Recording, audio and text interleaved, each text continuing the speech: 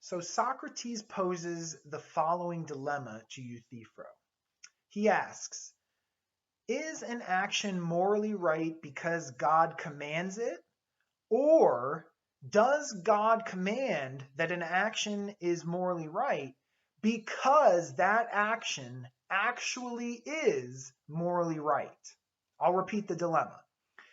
Is an action morally right because God commands it? Or does God command that an action is morally right because that action actually is morally right?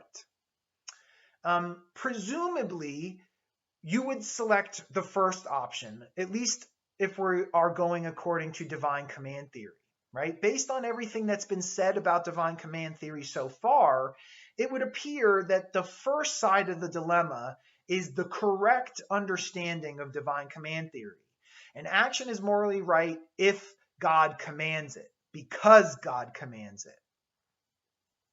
However, Socrates points out that if we accept this side of the dilemma and this understanding of divine command theory, then God's commands become arbitrary. Okay? So this objection is based in arbitrariness. What it means for God's commands to be arbitrary is that they are not based on actual reasons. For example, according to this side of the dilemma that says that an action is morally right because God commands it, if I were to ask, or if Socrates were to ask, why does God command what he commands? Like, for instance, why does God command that murder is wrong? According to this side of the dilemma, the answer will be simply because that's what God commands. Perhaps the person would say, oh, well, God is all knowing, all good, and all powerful, and thus whatever God commands is true, morally speaking. But Socrates points out that that's a problem, because this means that whatever God wants to command becomes the right thing to do. For instance, if God were to determine, if God were to command that murder was morally right or morally permissible, then all of a sudden murder becomes morally permissible. If God would have decided that child molestation was morally permissible, then child molestation would have been morally permissible.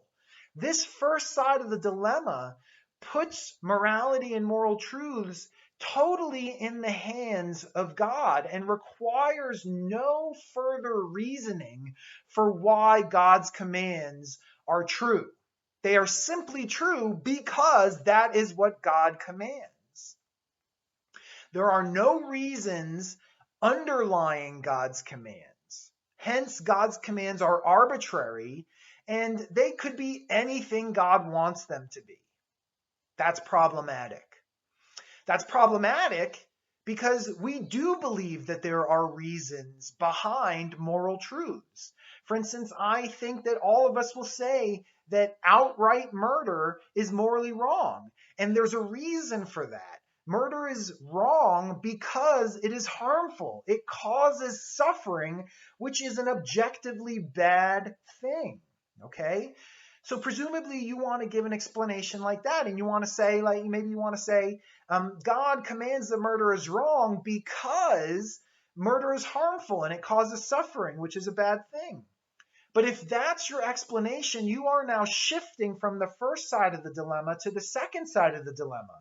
And you are saying that God commands that an action is morally right because that action is actually morally right. Or God commands that an action is wrong because that action is actually morally wrong.